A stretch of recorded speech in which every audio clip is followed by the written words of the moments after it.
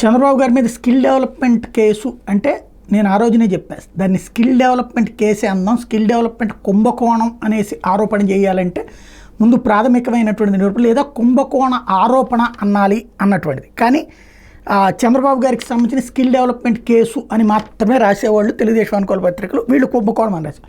జగన్కి సంబంధించి జగన్ అక్రమాస్తులు అని వీళ్ళు రాస్తారు, జగన్ మీద మోపబడిన అభియోగాలని వాళ్ళు రాస్తారు. ఇది సహజంగా అంటే మనల్ని సైకలాజికల్గా ప్రిపేర్ చేయడం.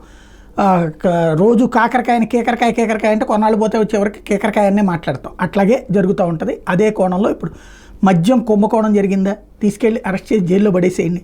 బేసిక్గా ప్రభుత్వం ఆధ్వర్యంలో ప్రభుత్వం ఆధ్వర్యంలో మద్యం దుకాణాలు పెట్టాక కుంభకోణం చేయాలంటే ప్రభుత్వానికి ఆ డబ్బులు తినేసి ఉండాలి. అంటే ప్రభుత్వం దగ్గరికి డిస్టిలరీస్ నుంచి సరుకు వచ్చింది, డిస్టిలరీస్ ఎంత సరుకు ఇచ్చారో లిస్ట్ ఉంటుంది, వీళ్ళు ఎంత అమ్మారో లిస్ట్ ఉంటుంది, ఆ మధ్యలో వాళ్ళు ఎంత కమ్మారో లిస్ట్ ఉంది, వీళ్ళు ఎంత కమ్మారో లిస్ట్ ఉంది, ఆ మధ్యలో వచ్చిన లాభం బ్యాంక్ అకౌంట్లో పడిందా లేదా. ఇది సింపుల్ లాజిక్. అలా కాకుండా అందులో తింటే ఖచ్చితంగా క్రైమ్.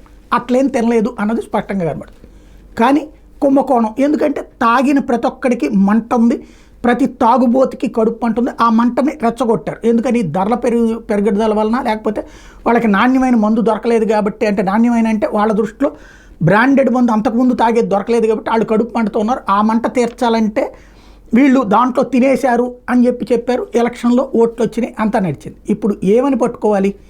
ఆ సదరు కంపెనీల వాళ్ళు ఎందుకు అమ్మలేదు అంటే ఆ కంపెనీల వాళ్ళు వీళ్ళ మీద కంప్లైంట్ ఇవ్వాలి. అప్పుడు అరెస్ట్ అవుతారు.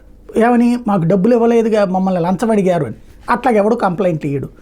అదే సందర్భంలో డిస్టిలరీస్ మీద పెట్టాలి. డిస్టిలరీస్ మళ్ళీ అదే డిస్టిలరీస్ అయ్యి ఇదివరకు తెలుగుదేశం వాళ్ళే వాళ్ళు లాక్కున్నారు, మళ్ళీ ఇప్పుడు తెలుగుదేశం వాళ్ళ చేతికి వెళ్తుంది నిర్వహణ. కాబట్టి ఆ డిస్టిలరీస్ కాకుండా కొత్త డిస్టిలరీస్ అన్నటువంటి పాయింట్ అయితే మళ్ళీ వేరే రాష్ట్రాల నుంచి మనం కొనుక్కొచ్చుకోవాల్సి ఉంటుంది. అప్పుడు ఈ కమిషన్లు ఈ కథ అంతా నడు. బేసిక్గా పదం పదే మద్యం కుంభకోణం అని వార్తలు రాసుకుంటూ వస్తున్నారు. కుంభకోణం అన్నది జరిగాక రాస్తారు, లేదా జరిగింది దొరికాక రాస్తారు, లేదా దొరికింది అరెస్ట్ అయితే రాస్తారు. కానీ ముందే మద్యం కుంభకోణం, లేకపోతే ఫైబర్ నెట్ కుంభకోణం. ఇప్పుడు ఏది అనుమానించినా సరే అనుమానానికే కుంభకోణం అనే పేరు ఉంటుంది.